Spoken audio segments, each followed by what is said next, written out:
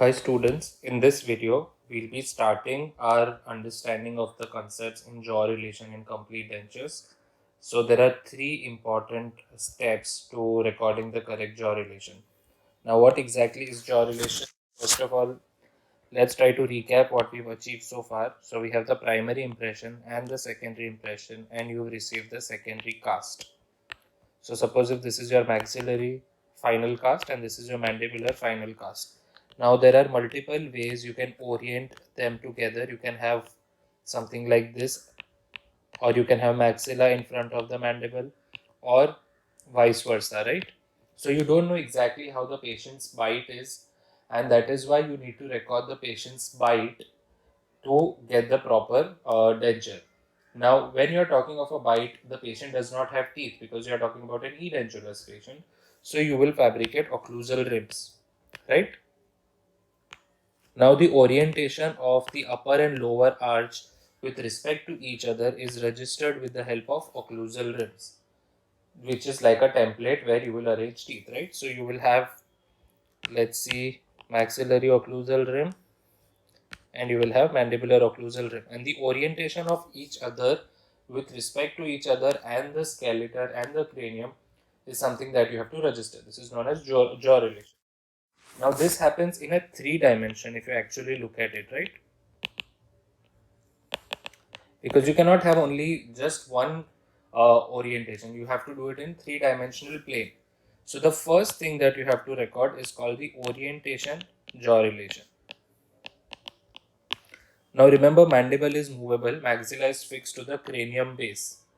So if you can establish the position of maxilla with the skull and then mandible with the maxilla, you can adapt the maxilla and the mandible together to the skeleton, right? So the first thing is to orient the maxilla to the skull base.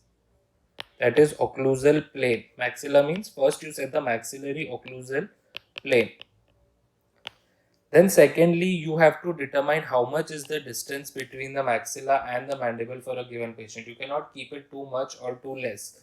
That is known as vertical jaw relation. Okay. And then how much front and back means how much mandible behind, ahead, forward, backward in comparison to maxilla. That is known as centric jaw relation. Right. So these are the three jaw relation concepts that we will be studying in this section, starting with the orientation, and then we have different video for vertical and centric. Now the first step is to orient the maxilla and the occlusal plane. Now we have already studied the terminal hinge axis in mandibular movements. So this is your terminal hinge axis. A quick recap of what is terminal hinge axis. So it is the line of rotation passing from the center of the condyle on one side to the center of the condyle on other side, through which only rotational movement is possible. Okay. So this axis of rotation of the mandible, along which the mandible can swing like a hinge, is called the terminal hinge axis. Now what is the significance of this axis? The significance is that this is like the starting point and closing point for all mandibular movements. So whenever you are making a denture, you want it to sit in a stable position, right?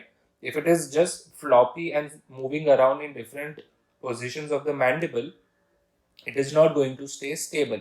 So the denture should sit in the mouth in one constant stable position, where the mandible is also in its most relaxed, suitable and repeatable position, right? So every time the patient closes the mouth, the denture should also close in the same place. Now that position is called the centric relation. Okay, that means the most repeatable position of the mandible has to be decided. In order to decide the centric relation, we have to first establish the position of this to the articulator, because you are not going to make the denture inside the mouth directly. You are going to replicate all of that on the articulator, which is nothing but a copy or an instrument that replicates your jaw movements. So in order to mimic the jaw on the articulator in the lab, you need to have this same axis of opening and closing in the mouth comparable to the articulator. Now, what does that mean? So visualize this in a schematic understanding. This is the center of your condyle, and this is also the condylar element of the articulator. That means the articulator mimics the jaw joint, the temporomandibular joint. Now the articulator has upper member and lower member like this, correct? But at a postural position, when your head is straight, facing straight, looking forward, your maxilla is not in the same plane. Your maxilla is tilted at an angle. Do you see this occlusal plane tilted at an angle?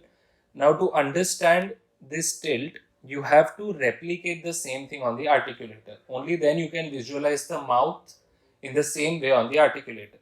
Maxilla is attached to the skull. It is not going to change. But mandible is movable. So if you want to record the mandibular plane with regards to the upper part, that is a skeleton, then you need to orient it to the maxilla. So if this is A, if this is B, and this is C. So C is movable. C can have innumerable positions. Like C can have infinite possibilities of where it is going to be. But if you can orient A to B and C to B, you can orient A to C, right? That means you have oriented mandible to the most stable position of the joint of the skull. So in order to achieve all of this, you need to orient the maxillary arch on the articulator. Okay, let me repeat. In order to get the mandible in a most favorable position, first you orient the maxilla to the most favorable position with the help of the terminal hinge axis concept. And that is how you will orient the mandible to the maxilla and to the skull base. Now, not all believers have said the same thing about terminal hinge axis. There has been a lot of controversies, a lot of plus and minus when it comes to terminal hinge axis. This is some additional conceptual understanding. You can note this down. This has not been asked so far in exams, but it wouldn't hurt to remember these factual things. Now, to understand this concept, a lot of believers have given their theories and schools based on hinge axis. So, hinge axis, there are 4 theories that you need to know. Now, this is something that is theoretical and not very frequently asked in the exams, but it wouldn't hurt if you make a note of it in your workbook somewhere. So, there are 4 theories. The first theory is called absolute location of the axis. The second is called arbitrary location of the hinge axis. The third theory is called non-believers. And the fourth theory is called split axis theory.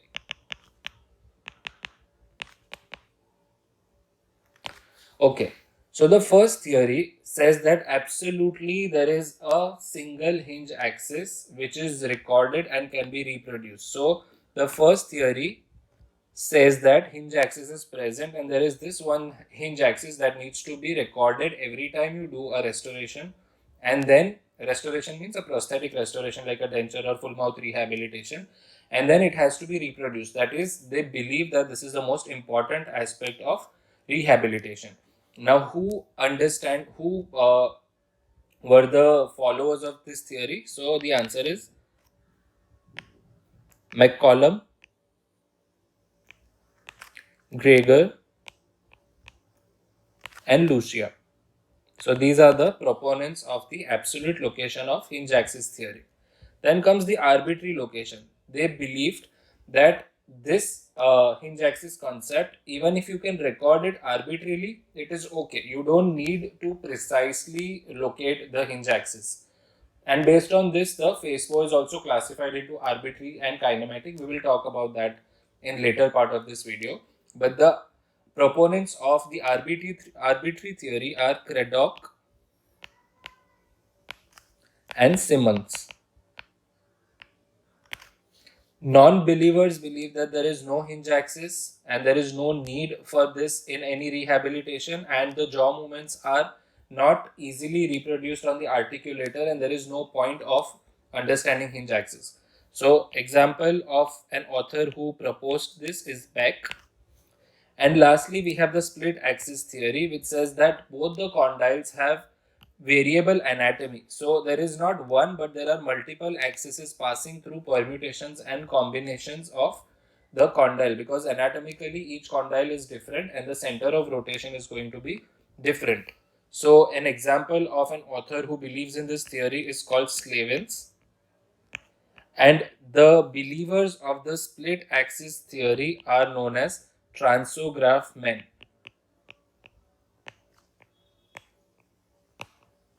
So in one of the articles, the people who believe in split axis are called transograph men, and this is also an important question. It's there in the Q bank. So you must remember a few conceptual theoretical things with the whole topic here, right? So make a note of this, and then we will move on to the workbook. So the first thing is the definition of jaw relation. As I explained, jaw relation is nothing but the spatial relation of the mandible to the maxilla. Spatial means in space, in a 3-dimension. Okay, so you have orientation, vertical and horizontal jaw relation in the same sequence that you need to record and follow. Now this, I hope, is clearly understood. The whole idea of establishing this maxillary plane with regards to the skeletal base and the opening axis of the articulator. So what is the opening axis of articulator? It is nothing but the opening and closing of the articular joint, just like the TMJ. Now what is the purpose of doing this? So that you can plan everything together and you can mimic the same in the mouth and on the articulator. So this is achieved with the help of a device called Facebow. Okay, and what is achieved with Facebow? So orientation jaw relation can be achieved with the Facebow. It is defined as the jaw relation when the mandible is kept in the most posterior rotation. It can rotate in the sagittal plane around an imaginary transverse axis through or near the condyles, which is the terminal hinge axis. This record will give you the angulation of the maxilla in relation to the base of the skull, and it can be recorded with the help of a Facebow. Right? So this is what a Facebow looks like. Now these are different examples of Facebows, and we will talk about Facebows in detail. But first the definition.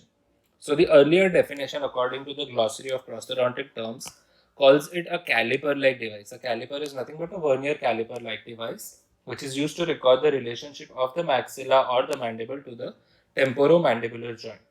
Now the recent definition, according to the GPT-9, is that it is an instrument used to record the spatial relationship of the maxillary arch to some anatomic reference point or points and then transfer this relationship to the articulator. So here we are talking about reference points. That means we mimic the same on the patient's face, on the head, and copy it on the articulator. These are called reference points.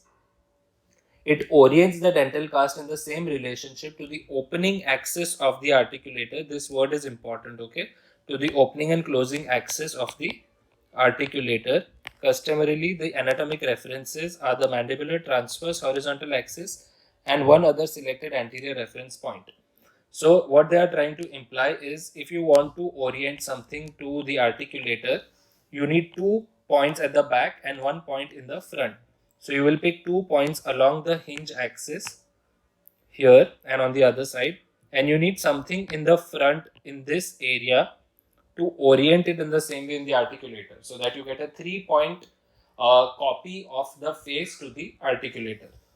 Right now, what is the purpose of doing this? What are the indications or uses of a Facebow?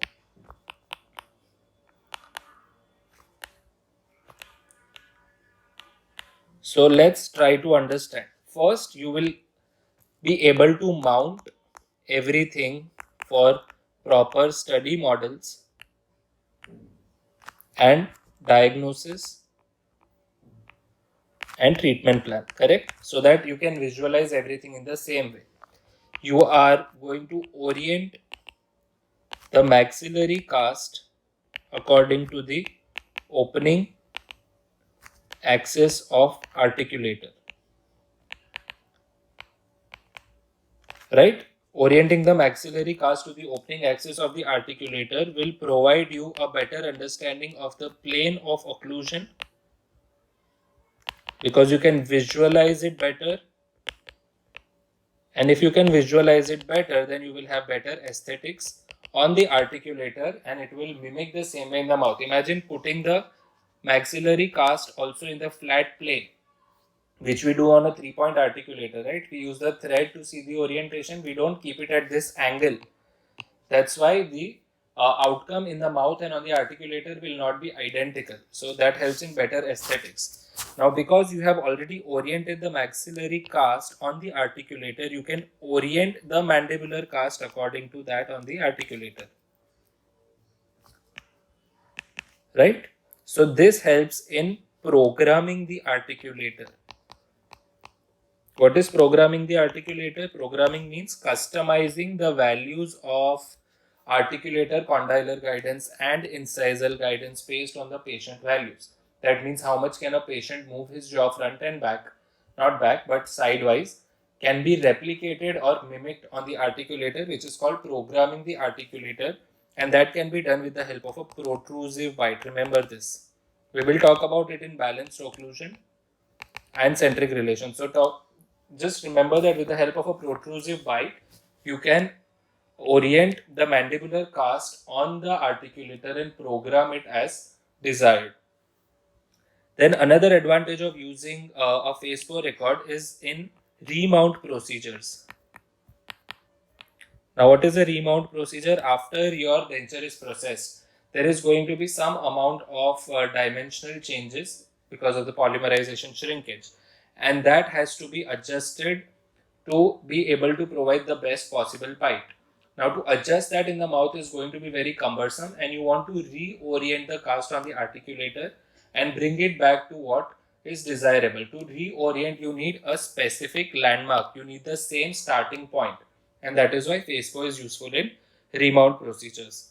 And lastly, the most important part that you should remember is it is important for full mouth rehabilitations or in cases where you have to change the vertical dimension. Now, what is that mean? So, in cases of attresion, where the teeth are completely attreated in fixed partial denture, okay, when you have to do full mouth crown and bridge, because you are changing the bite, you are increasing the restorative space. In that case, you have to do it in favor, in accordance to, in balance with the natural anatomical position of the mandible. You cannot over open or over close in any random bite. So you have to plan all of that on an articulator with a Facebow mounting, and that is why FMR you definitely need a Facebow. So these are a few indications, uses and purposes of the Facebow. Now let us look at the classification or the different types of Facebows. So we know that Facebow is associated with recording the terminal hinge axis. Okay. Now it can either do it in a very arbitrary way or in a very specific way. Okay, so if it is doing it arbitrarily, it is called an arbitrary Facebow. If it is doing it in a specific way, it is called a kinematic Facebow. Kinematic Facebow is a more precise Facebow record. Now, arbitrarily, you can place the Facebow on the patient's ears, face, any part of the face. So they can be earpiece type or fascia type. You can also spell it as FASCIA. Both are correct. Now here in the first image, if you see, the component posteriorly is going inside the ear. These points at the back are called posterior reference points. Okay, now this posterior reference point in this case is the external auditory meatus because it is going inside the ear. Anteriorly, this is taking support from nasion. So this is the anterior reference point. So you have 1 point here, 1 point here, and 1 point on the other side of the ear. So this is a 3-point. So you have 2 posterior reference points and 1 anterior reference point. Can you identify? So here it is the external auditory meatus and anteriorly it is the nasion. Now in this case, this is not an earpiece type of a Facebow. This is a fascia type of a Facebow which is taking support from outside the ear, okay, on the facial part. Now this point is a different reference point. We will talk about posterior reference point other than the external auditory meatus. So this reference point is outside, it is not inside the ear. So it is called a fascia type Facebow.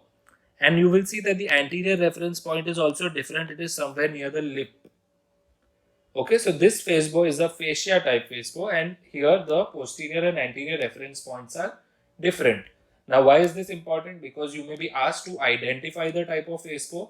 You may be asked to identify the posterior reference point or the anterior reference point, or you may be asked a question related to these kind of Facebows. So you may have a question on arbitrary Facebow with an image attached. So you have to keep an eye on the images. Now this third image is an orientation of how the Facebow works. So let's take a look. This is the posterior reference point and this is, say, the anterior reference point. Here would be somewhere in the patient's face. And once you record this relation of the maxilla, and you can orient it to the articulator with the help of this mounting assembly. So each set of Facebow comes with this armamentarium. Okay, so you will have something that orients in the two parts at the back, at the posterior part, something that orients it in the front, and the whole assembly needs to be transferred on the articulator. So let's take a look at this table first. Arbitrary Facebows will record the terminal hinge axis in an arbitrary position. Okay, and they can be earpiece type or they can be fascia type, and it is most commonly used in complete denture construction. So in complete dentures you will use arbitrary Facebows. Some examples are Hanau Facebow, which is known as spring bow, and then you have something from Denture which is called slide-matic Facebow.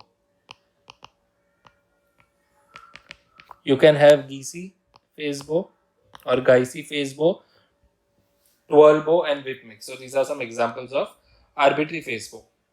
A kinematic Facebow, on the other hand, is used to determine and locate the exact position of the terminal hinge axis. It is attached to the lower jaw.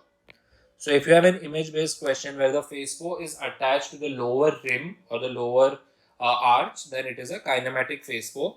It is not used for complete denture fabrication, but it is important for full mouth rehabilitations of FPD. Okay, so FMR, you will try to use a kinematic Facebow. You can also use an arbitrary Facebow, but it is advisable to get the exact location of the hinge axis. Now, a kinematic Facebow will require a fully adjustable articulator.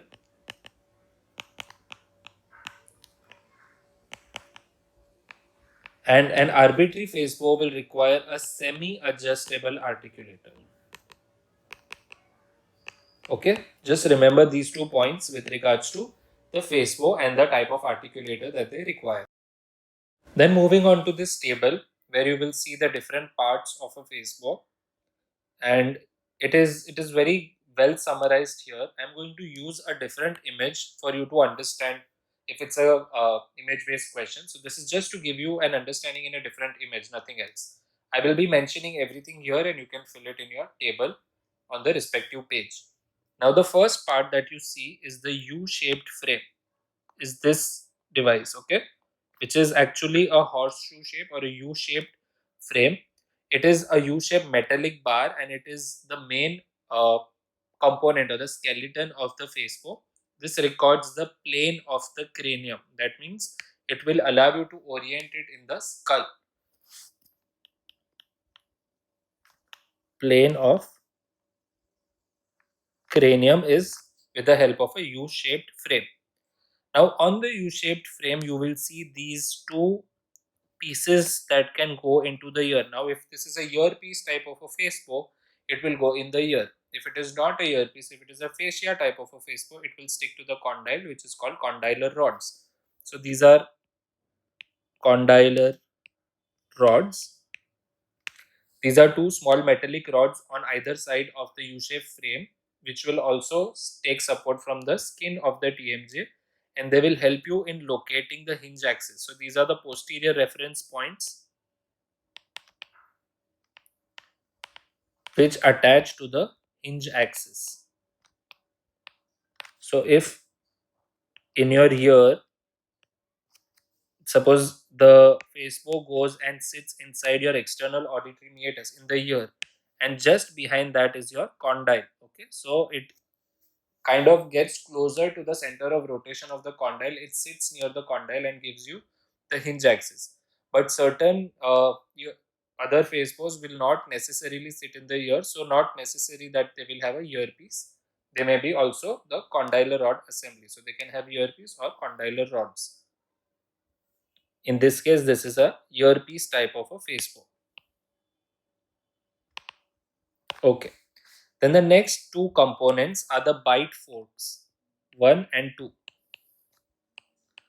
Number 1 is for complete denture, completely edentulous. It is used for rims. And then the second type of bite fork is used for FPD. Now the idea is to load an impression material here and take the bite registration of the maxillary arch and orient it, or you can attach an occlusal rim over here in complete denture. This part of the bite fork is called the stem, and whenever you are attaching a maxillary rim to this bite fork, number 1 type of bite fork, you have to make sure that if this is the occlusal plane, the bite fork has to be attached at least 3 millimeters away from the occlusal plane. The midline on this will coincide with the maxillary midline. Okay, so make sure that at least 3 millimeters is the distance between the occlusal plane and the bite fork, and the midlines have to be coincident. So the two prongs or the two bites at the back will go and fit in the maxillary occlusal rim and secure the occlusal rim for the Facebow record. Then the next device is called the locking device. Now the locking device has 1, 2, 3. You can see number 1, number 2, number 3. So with number 1, you can adjust the vertical height of the Facebow. Means how much on top or how much on bottom do you want to move it, depending on this orbital indicator. This is called the orbital marker or anterior reference point. Remember I told you in that image the reference point was nasion, but here the reference point is orbital. So it is designed in such a way that you can adjust it at the orbital of the patient, on the mouth, on the face. Okay, and this locking device will help you vertically set the orbital pointer. The number 2 is for horizontal, so that the midline on this bite fork can coincide with the midline on the patient's face. So this is the articulator. This midline, the incisal rod, has to coincide with this midline, which has to coincide with this midline. Okay, so all the midlines have to coincide on the patient's face and the articulator, and number 2 will help you do that. Number 3 is the locking device that helps you lock all the assembly together. So once you can record the patient's Facebow record, you transfer it on the articulator over here, transfer the Facebow with the help of the mounting plate here. Mounting plate comes on the maxillary, the mounting device comes here, and the whole thing is transferred to the articulator. So these are the different components used in a Facebow record in order to mount the maxillary cast on the articulator. Then moving on to the plane of orientation. So like I told you earlier, we need two posterior reference points and one anterior reference points to orient the same plane or the same anatomic position of the maxilla to the articulator. And these anterior and posterior reference points are chosen based on the kind of Facebow you are using or the kind of articulator that supports the Facebow. So here are a list of a few anterior reference points. That means they have to be in front of you in the face. Okay, and this is just to give you a 3-point orientation. So you have like 2 points at the back and 1 point in the front. So which 1 point in the front is your anterior reference point? That is what I am going to tell you. So here, like I said, nasion is the anterior reference point. Here it's near the lip. So depending on different articulators and different Facebows, the anterior reference points will be different. So here you have an image of A, B, C, D, but let's try to understand on the face different anterior reference points. Now the first point on the image that you have in the workbook is nasion. Now this is nasion, right? Let me write it down. This is nasion. It is used with the help of a whip mix Facebow or a quick mount Facebow. The second reference point is called orbital. Now this is your inferior border of the orbit, and there is an orbital notch over here. If you can palpate with your finger, you will feel there is a small depression just on the lower orbital border, and this is known as orbital. So that is another reference point. With the help of orbital pointer, you can locate this on the patient's face. Then the next is called orbital -7. Now orbital -7, why? Because the Frankfurt horizontal plane, so you have the FH plane, which is from the porion to the orbital. Now this is a radiographic point. This is your external auditory meatus over here, and this is your orbital over here. But the porion point is actually located 7 millimeters below. So technically, the point is 7 millimeters below, and if this is your FH plane, you want it to be parallel to the FH plane. That is why you pick a point which is 7 millimeters below from the orbital, because the porion is 7 millimeters below the external auditory meatus. Okay, so orbital -7 is another important anterior reference point. Then the next is ala of the nose. You can use ala of the nose as an anterior reference point. The Facebow would attach anteriorly over there. Then the next is 43 millimeters superior from the lower border of upper lip. Lower border of the upper lip, 43 mm superior to that. Okay, this is used in Denture Facebow and Denture articulators. Then another reference point anteriorly which can also be used is this marking on the incisal pin of the articulator. Do you see this marking? So if you want to place your Facebow or your maxillary cast, it should be in between these two lines while mounting. So this is also an anterior reference point. Okay, so these are a few anterior reference point. The advantages of anterior reference point is that it determines which plane in the head will become the plane of reference.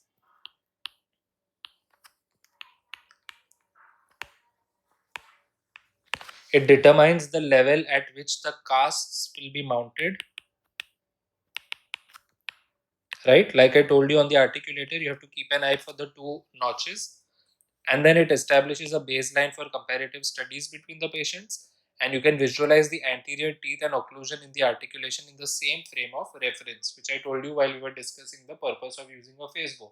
With a good plane, you get a good visualization, and there is an aesthetic advantage of using a Facebow. Then the next section talks about posterior reference points. Now these are points at the back, and they will be on the two sides of the head. So one of the points I told you was the external auditory meatus, which uses earpiece type of a Facebow. Now suppose if you are using a fascia type of a Facebow, then you can have different points like Bayron's point, PC point or Geissy point, Snow point, Dinar point, and Bockstrom point.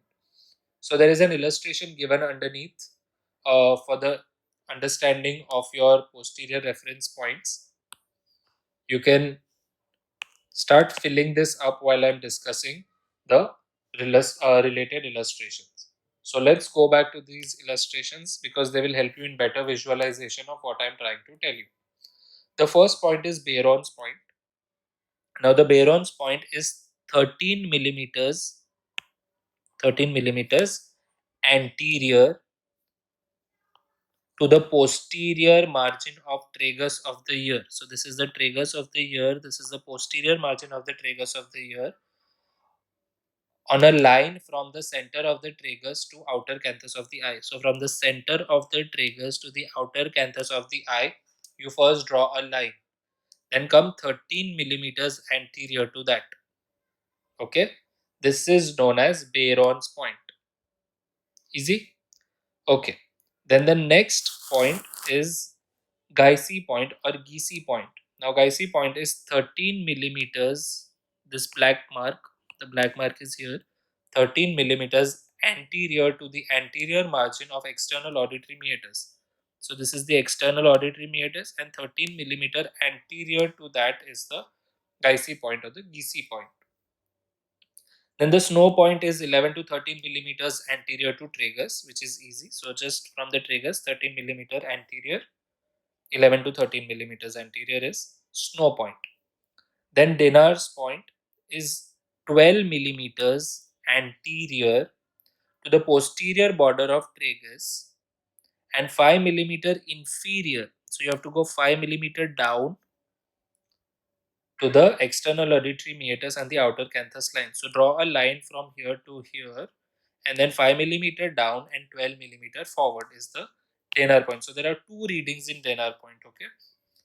And lastly, Bergstrom point. So Bergstrom point is 10 millimeters anterior to the external auditory meatus and 7 millimeters below the FH plane. So 10 to 12 millimeters anterior and 7 millimeters below. Again, this has two values. Okay, FH plane is important in Bergstrom point. So these are important direct questions on posterior referent point. 13 millimeters away is Geissy, 12 millimeters away is Denner, then 11 is Snow, and 10 is Bergstrom. Okay, so these are the posterior reference points important in understanding your Facebow record. Now, what are the steps in recording a Facebow? So this is a dentate patient, that's why we have the dentulous bite fork in this image. So you take the bite fork and load the material on the bite fork. Before that, you need to make sure that you have the anterior reference point already kept into consideration. So here, then the ella of the nose is the posterior reference point, and they have marked the anterior and the posterior reference point with the help of a marker. Then load an impression material or a bite registration material on the bite fork and place it on the maxillary teeth. If it is a complete denture patient, you will use a maxillary rim, okay, and a edentulous bite fork. Then ask the patient to bite and coincide the midlines on the bite fork and the patient's face.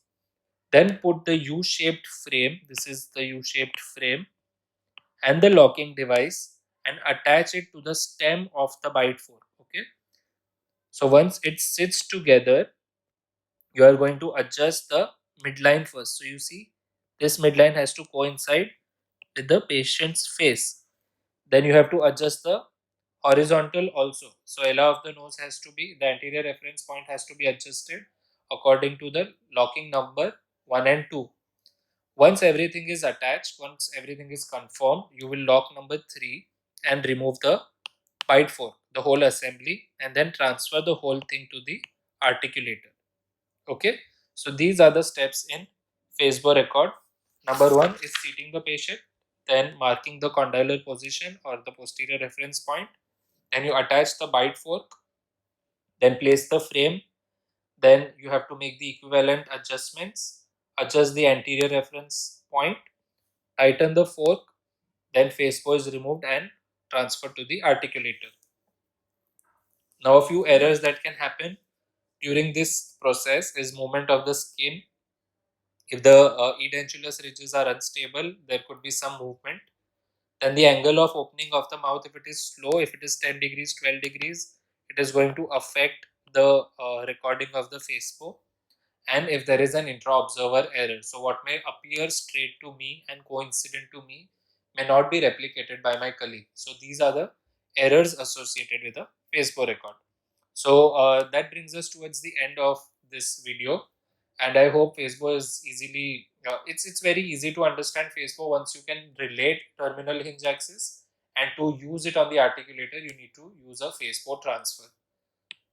So coming towards the end, we have a few questions that you can expect in the exam. This gives you a perspective as to how to prepare this topic. So you can have a case-based question on this because it's a process and it's a technique-based topic. So here is a question. A completely edentulous patient comes to your dental clinic for a complete denture procedure. You decide to use a Facebow to transfer the relationship of the maxillary arch to the articulator.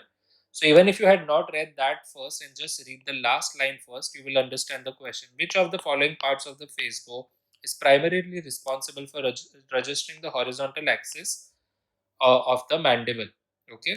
So the options are infraorbital pointer, which is for anterior reference plane. The U-shaped frame is to provide the cranial base record. The condylar rods is for the posterior reference points, which is the horizontal axis. And the bite fork is to attach the occlusal rim or the registration material. So the correct answer is condylar rods. The third point of reference. Now, what is the third point of reference? The anterior point is also known as the third point. For a Facebow is pupil of the eye, glabella, infraorbital notch, and none of the above. Pupil, no. Glabella, no. We have nasion. Infraorbital notch, which is orbital. So, yes. So, the correct answer is 3, which is the infraorbital notch. True about kinematic Facebow except. So, which of the following is false for kinematic Facebow? Locates the true hinge axis? Yes. Preferred in FMR? Yes. Requires a fully adjustable articulator? Yes. None of the above. So the correct answer is none of the above because all the statements given are true. So I hope orientation jaw relation is clear. To understand jaw relation completely, make sure you watch the video on vertical jaw relation followed by centric jaw relation. And I think that should help you solve most of the questions on GR. Thank you so much for watching.